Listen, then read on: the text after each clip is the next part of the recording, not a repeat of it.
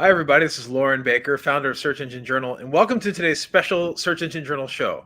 With me, I have a longtime friend and colleague, Ann Smarty. Ann, welcome to the SEJ Show. Hi, Lauren. It's been a long time. It has been. It has been. How have you been? I've been very busy, but I guess that's good, right? It is good. It is good, especially in today's climate. So, I yes. know. I know. I So hear before you. before we get started, I just like to give a shout out to our sponsors, SEMrush. Thank you so much, SEMrush, for making today's show possible. I always consider SEMrush to be the common denominator of SEO. Everyone uses it from beginners to the enterprise level, and I'm really enjoying their suite and all of their add-ons. So thanks again, SEMrush, for sponsoring today's show.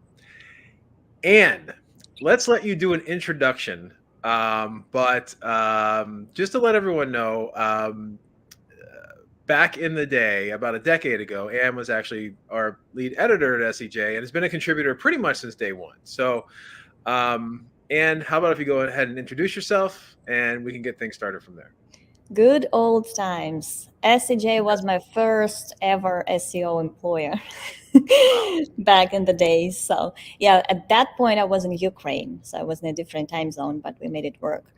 I moved to the United States to work with the gym, Internet Marketing Ninjas, about another decade ago, 10 years ago. And since then, it has been a lot of client work, analysis, penalty, analytics, and all of that. So it's been quite a ride. So I think you're most known for correct me if I'm wrong, but you're most known for link building and then also blogging. You've had a lot of different blog projects over, was it My Blog Guest that you had Yep. at Yep. so My Blog Guest and various different blog projects, various different entrepreneurial endeavors in the world of SEO. What led to you just you've been with Jim Boykin and Internet Marketing Ninjas for 10 years now, you said, right? So Yep. decade. Wow, congratulations. Happily. Thank What you. what led to you going in agency as opposed to continuously working on new projects and things like that? Well, I haven't stopped having my projects, Good. and when I was when I was moving here, that was like we talked with Jim, and I said, you know what, I always have something else going on, but you don't worry, you'll have my time as well, and he was fine with that. So that worked out perfectly. It's not my bloggers anymore, but I do have viral content b and a Yes. few other projects as well that are still going strong. So yeah, I've been doing both. What made me move? Um, I wanted to see a new country. I wanted to experience a new environment, to travel around it, to go. And it's a huge and a beautiful country. So my biggest thing was, hey, I want to see the world. And my husband supported me in that as well. So working with Jim has always been great. And I had known him very well before I moved. I knew that he was a very well known figure in our industry. So I also wanted to work with someone who would be so experienced and help him as much as I could. So it wasn't moving to the agency, but mostly moving to the country and to work with Jim. How important do you feel it is for people within SEO, marketing, publishing, etc., to have quote unquote side projects or their own experimental projects to continuously be working on? I wouldn't imagine being a good SEO without running my own websites. And actually, that's how I learned SEO. I started my own blog, SEOsmarty.com, very long time ago. And I think that's how we met with you. And I started writing for others as well very early when I wasn't still as experienced, but I was able to write about new things I was learning by reading and experimenting with my own site. So I think playing with your own sites rather than clients is very important to be a good SEO. I don't know how else I would learn SEO without that. Yeah, I'm a huge proponent of that as well. Actually, Search Engine Journal started as one of those projects, right? Yep. Just I remember. Started the blog. It was on Blogspot to begin with. Moved it over to an experimental new blogging platform called WordPress. Hmm. And then I had to learn HTML, which was kind of just like read it and learn. And it reminded me of basic that I learned when I was a kid in school and everything else, and super easy. So yeah, it is really important. And then I have so right now I'm trying to to learn Wix a little bit more, right? So I've launched a couple of Wix sites. I launched one Wix site that's like a basketball hub because my son's a basketball player, and it's like a basketball hub in my town because when we moved to our town, it was really hard for me to find coaches and leagues and stuff like that. So because none of them had really good websites, so I just started a hub like all about all of the basketball stuff in my town, including like best places to go for I don't know, infrared sauna treatment and stuff like that. And it ranks for like everything right now. It's just like, Oh, that's cool. That's hyper local. yeah, super hyper local. And at the end of the day, it's just like I love working on client projects and everything. Like, don't get me wrong, like huge companies or long-term companies or stuff like that. But just to kind of tinker on the weekends with like your own little thing and Yeah, watch and it's experiment you as much don't as have to be as careful. You can experiment. Like what the worst thing that can happen with my own site. So exactly. it's Or just be like super basic. Like I have some pages on there that they look like HTML pages from the late 90s, and they're the ones that actually do the best. yeah, Because I'm looking at Wix right now. I actually just wrote for them, so I'm their contributor as well at this point, and they do give you the premium if you write for them. So I need to start a new website there as well. That's the plan.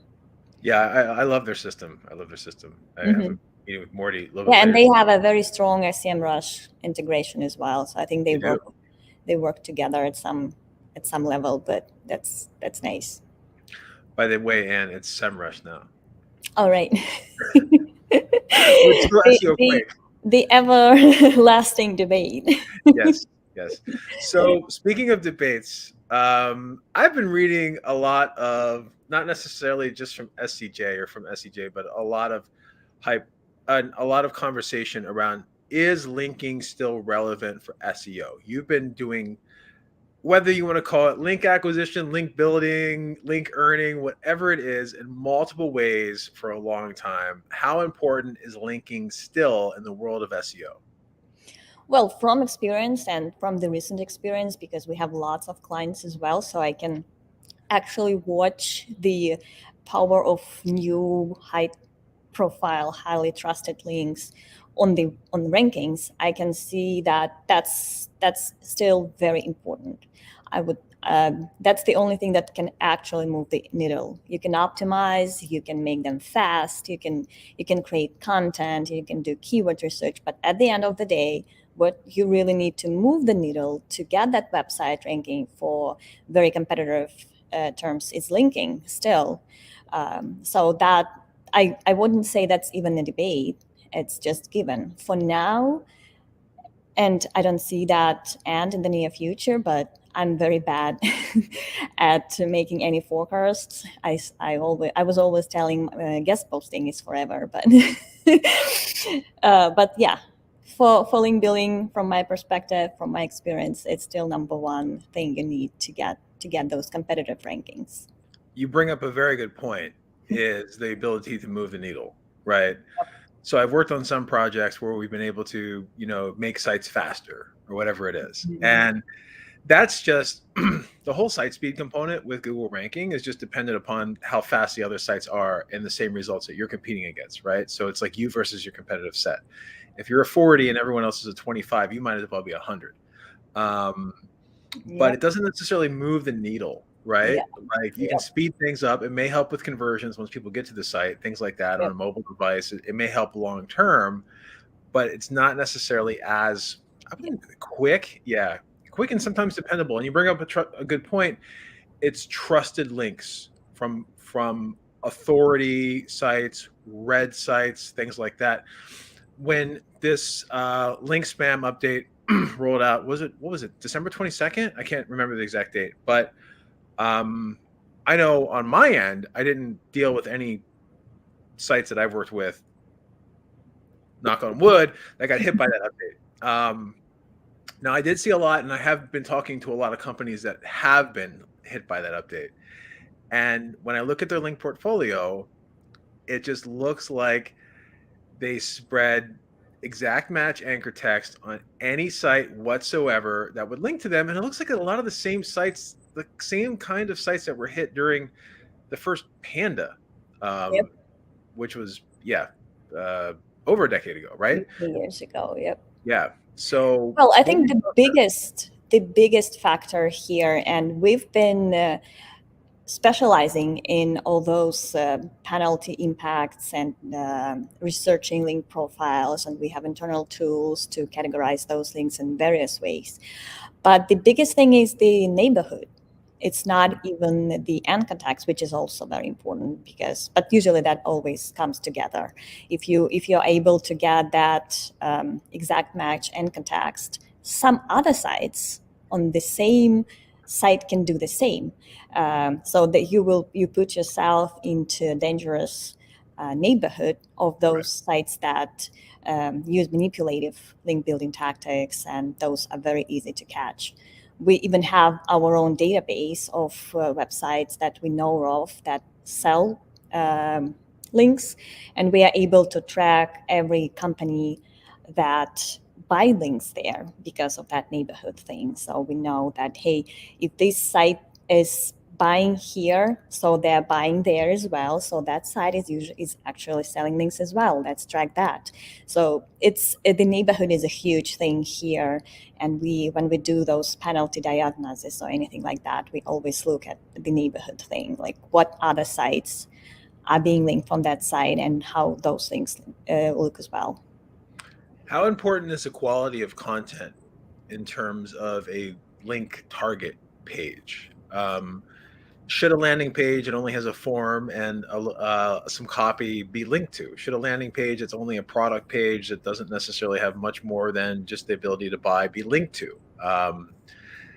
Well, How if important those is if those content? links come, if that's a fun product and people link to it in various lists, that's fine. If you actually go do something like pay money or link exchange or something like that to get those links, those are not really fine. So this is not really the type of the page that is linked to, but how much of an impact you had on that link. If you if you were able to somehow influence the anchor text, if you paid money for it, all of that is the negative factor for any web link that you acquire. You do need to not control those links that are coming. You can help your pages get discovered, even if that's a product page and it's a good gift idea, and you write to various bloggers with, hey, you have a list dating back to, I don't know, 2019 with great gift ideas, but it's outdated because most of those products are no longer available. Here's a new idea for you. So you can do that with a product page. I don't see a very huge problem with that. Same with forum posts or anything like that. If that's not your is that not your username and you're not just spamming forums or with your product, then you're fine with those links as well. I wouldn't do anything to get rid of those. So you said that actually finding a site that has outdated information, maybe an outdated top 10 list where some of those are broken or they redirect to a new property. You know, I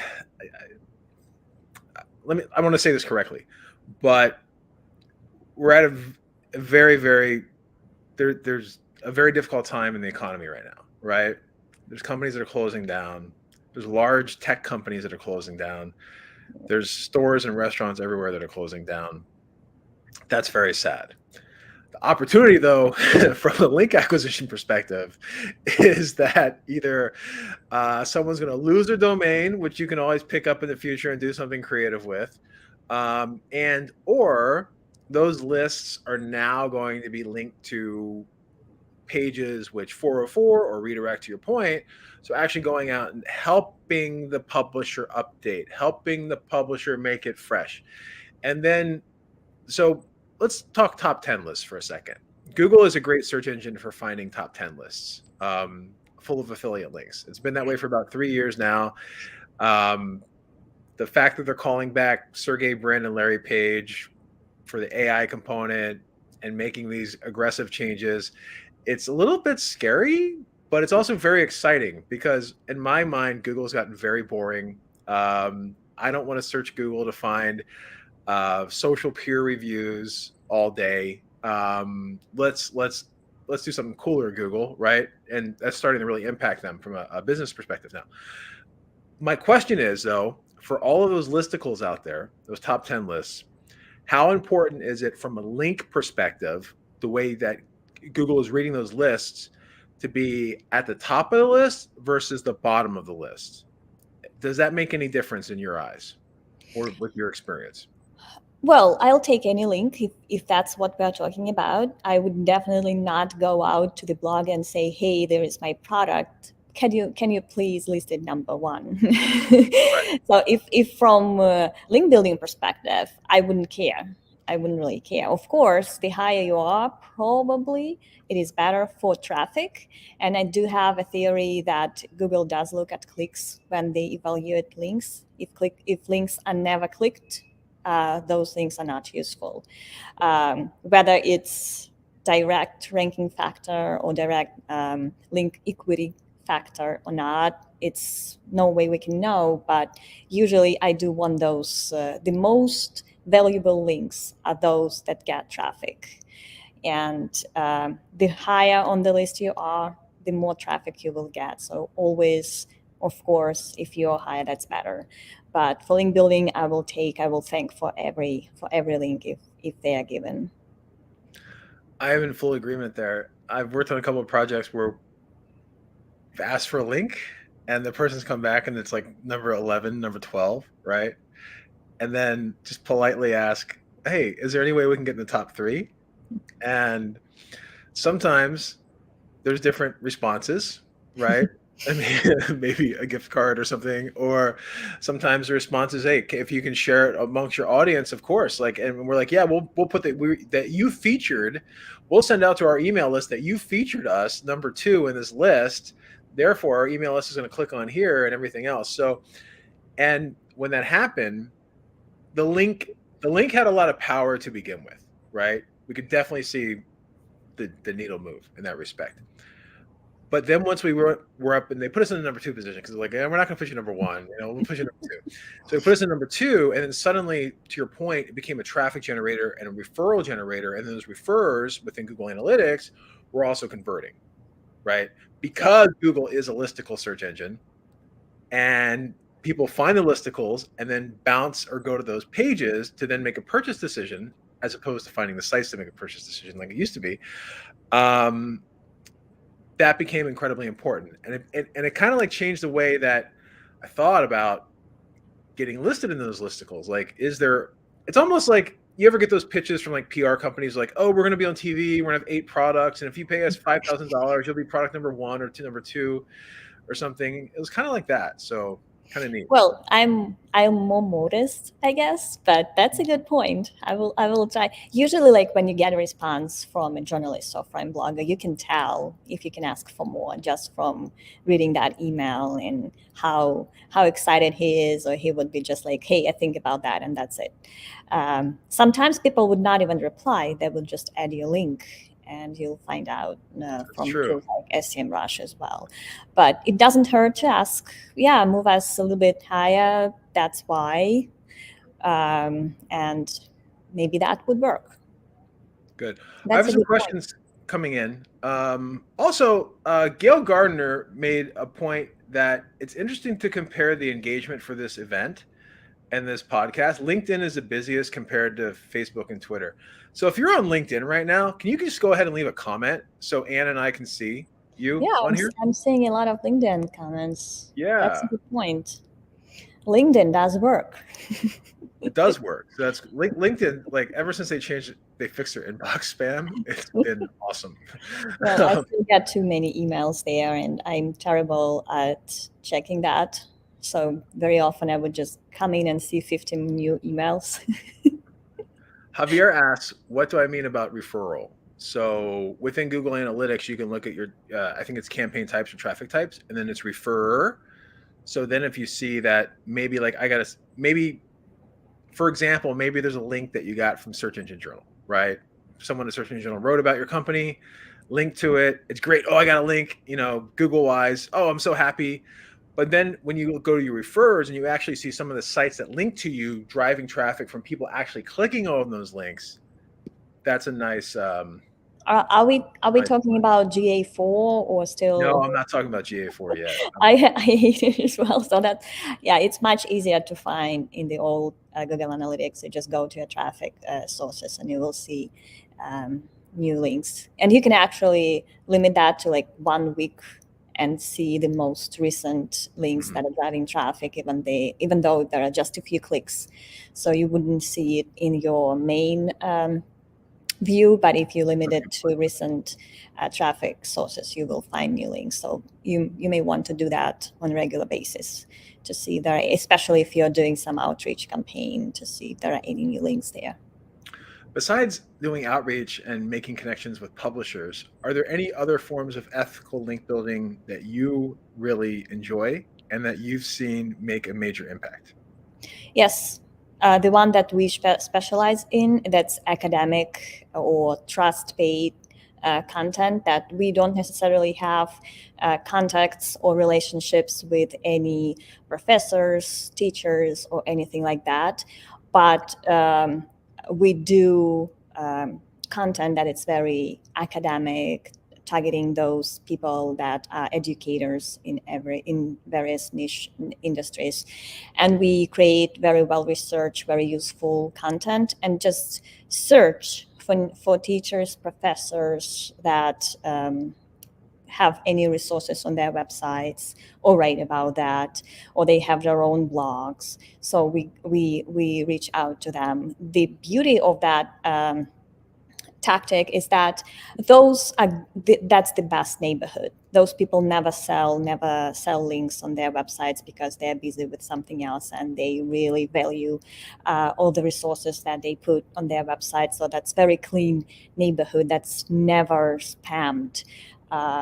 So it's probably the safest way, but it's only possible for content. So you wouldn't be successful with your product pages or landing pages, commercial landing pages, doing that link building tactic. But on the bright side, it's very safe and it's very powerful because those people are experts in that niche and they never sell links. So that's very safe. And their pages that link to you may be picked up and cited by others. Yes. There's a higher chance. It's like if you're lucky enough to get on Wikipedia, you will see a lot more links because people just go there for resources, and they would actually link to you because they are listed on Wikipedia. Same with ranking your resource in Google. Google is being used by journalists and bloggers all the time. So if you're able to write a very good article on a topic and rank it for high volume search queries, you will see those links coming because people would just come across your resource using Google. So all those 3 ways to get more links without asking them by just being featured. Yeah, it can also be a snowball effect too, right? So Yes. maybe you can get some linking early on to a really, really in-depth piece. You get some authority links to it. It starts to rank on its own, and then you check back month after month after month, and then people are naturally just finding that piece and linking to it themselves. Yeah. Over time. Reddit is very good for that snowball effect as well, because once you get popular on Reddit, people would just write about you or about your whatever you are promoting there. So that's another good way to get links, is create content that targets Reddit community. Great. And just to confirm, that's not getting links from Reddit, but it's getting links from people that discover you via Reddit. Yes. So it's Reddit itself. I don't know if it's probably at some point those are no follow links, but we never know if Google is using them in their ranking algorithm. But yeah, it's more for reaching the crowd that uses Reddit, and lots of journalists are always on Reddit in search for stories, people to feature, people to ask opinion about some topics. So getting hot on Reddit is a very powerful link building method because there are a lot of link amplifiers. I don't know how to refer to that crowd that can give you links. Those people that write. Yes, yes. And that's the same, like when I would do a science fiction based content piece for a client and it was featured on the one that was always an amplifier was Gizmodo.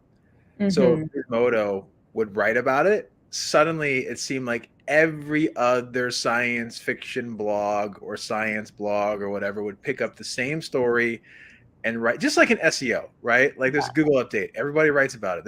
There's like, I think, gosh, it's not Systrix. It's there was just a study put out about the winners and there's always the winners and losers from an update. Everyone writes about it, you know? So it's like that kind of thing. It's thinking within the vertical that you're in and just applying it to different verticals. And there's always huge influencers. Yeah, in our industry, it's also organic click-through rates. Right. Every study has been referenced so many times, and even old studies that probably do not work anymore because search results have changed so much. But they still get new links because there's not much written about that. There's not much research done about that, but it's so relevant in our industry that topics like that just get links. And the job is to find those topics in the industry that you're dealing with. Exactly.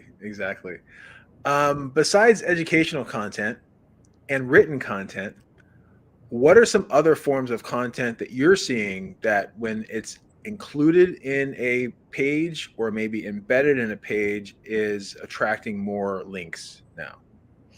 Well, I'm not sure if that applies, but the old school ego bait still works very well. So if you publish interviews with industry influencers, not too often. That's not good tactic when it's overdone. When you just Right. interview every week some new person, but if you do it very selectively, if you find someone who is popular in your industry and you publish an interview or podcast with them, that would usually get links over time as well, especially if you start ranking for that name, for that person's names as well. So that usually works very well. Being interviewed is a good way to get links as well. Like if you, there are podcasts in every industry these days, or bloggers that all they do is interviewing people and they are known for that. Even if it's not your niche, but you have something to say, like productivity, everyone can Right. talk about that. So you can always apply or have someone on your behalf apply to get featured on those podcasts, explaining why you're a good fit for that. So that's a very good way to get links and get known as well, because once you get interviewed on some well-known blog, you will see those invites coming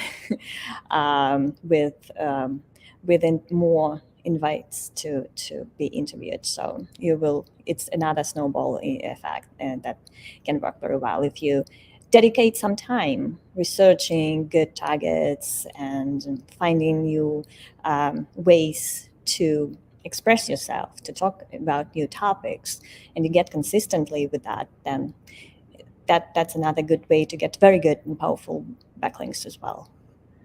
Excellent. Yeah. And to your point, that's exactly why I'm interviewing you right now. So you're hoping to get links from where? Let's discuss that right now. Yeah. That hadn't been discussed. We'll discuss it live on air. um, awesome. So, yeah, the podcast tour thing is really interesting because I started pitching that as part of like a linking and PR thing, like last year.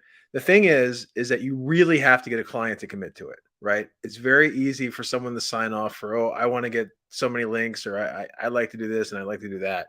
But getting someone to say, hey, I can go on X amount of shows, I'm available to do this, I'm available to that, can be a challenge. But to your point, once they can commit and start doing it, there's more benefit from just linking alone, right? Yeah. Well, a good way to sell that is reputation management. Like Yes. if you see any problems with the client's reputation, branded search results, that's a good way to suggest something brand driven, like interviews or podcasts, to move those on top of branded search. So that's if you're looking to get a client involved, find a problem that could be solved using that type of link building. Very cool. Are there any forms of outreach or linking that we haven't gone over that you've seen to be quite impactful? Well, broken link There's building, so much noise out there. yeah, Sorry. just like outdated content link building, broken link building is a good way to get links. But it's a little bit different research. So you don't just use Google. You can use tools like SEMrush. I did it well this time. Tools like SEMrush, finding those great resources that are full of broken links and suggesting yours, or even building. If you don't have a replacement yet, you can create content that could be a good fit to fix that broken link, especially if there are many broken links going to the same page on some website. So it does involve a lot of research, but it's a very rewarding tactic because you are able to get those backlinks from established pages with already some link authority applied to them. So it's not new page that you're being linked from, but an established one. So broken link building is definitely something that everyone should be looking at when they are starting a link building campaign. It's not unlimited. So at some point you will find that there's not much you can do about finding more broken links in your industry, but it's a good starting point when any link building campaign is concerned. So what else? We're not talking about guest posting, right? No, let's not talk about guest posting, but it is quite powerful. So you play on both sides too, right? Both sides of the sword, as a publisher Yeah. and a marketer, right? As do I. I get those. Hey, I want to guest post for your site Yes. every single day. Best post ever, and it's always funny it's always if they get the name right, then it's a miracle, because most of the time the name is wrong. Yeah, The company sometimes name is I'm wrong. referred to as Marty for some reason. Marty. I don't know. They think that ends Marty, I guess. But that's a very common way I'm addressed in those pitches. Marty. And speaking of which, Gail Gardner chimed in again. Hi, Gail. It's a pleasure to see you again. I think I'm actually still in your Skype group. So Gail, who is a publisher, comments: the content that we most want to link to contains statistics, ideally recent statistics. There are huge opportunities to publish original research based on what has been heavily linked to in the past. But a lot of those studies, to your point that you said earlier, Anne, are just out of date and they don't want to be linked to anymore. How important is it to put together original statistics? And do you typically see, and those stats could be anything from like survey results to a study or whatever it can be. And do you typically see a little bit more pickup from publishers on that end? Well, just like my early example with the organic click-through in search results, uh, lots of studies on that point, lots of links to every single one of them. So if you do see a demand for research in your industry, definitely try and do that. The only thing is that in many cases, the problem that I've seen is that a lot of companies are trying to do that, but they come up with something that's not really exciting or interesting in that niche. And all that effort is spent for nothing. So I would definitely spend some time, especially if that's your new niche, if that's not something you've been in for 20 years. If that's something that you're just researching, so prior to investing money into surveying people or buying the demographics reports from companies like SurveyMonkey, try to research the interest, if there is any older study that is being heavily referenced on that, if there is a way, a ranking search query demand for that research, because I'm sure in our industry, click-through rate, organic click-through rate is something that's being heavily searched. So check the search volume for that query and see if there is an opportunity to rank for that term and get those things coming. So a little bit prior research to creating something in depth and original is very important to make it work. Also, I would add, if you have the way that you display those stats can be very important. So first of all, it's nice to have just a basic HTML table that has the stats, right? Google reads it. There's a higher chance that you're going to get a featured snippet, everything else. But then also on top of that, making sure you have images that bloggers, publishers can use, people can use when they're sharing on social. Because if I see that someone has shared like an image of a study that I've done and maybe didn't write about it, that gives me the opportunity then to go back to them and say, hey, is there anything you need, or is there anything you're looking for? Maybe we can run a new study. And then also I would add that commitment is really important, almost like with the podcasting, right? Like throwing all your eggs into one survey or study or proprietary data basket can set you up for a lot of success, but it can also set you up for ultimate failure. However, planning something like one survey or study a month and being consistent and hitting up people all the time, or even your own audience and asking them to share it. E-marketers started doing this very early on in the marketing world, and just now it's where everyone goes to get their data. And I believe we're at the point where publishers are looking for an alternative to Statistica. So the ability to constantly just put out new, and it can only be one. It can always only be one question as well.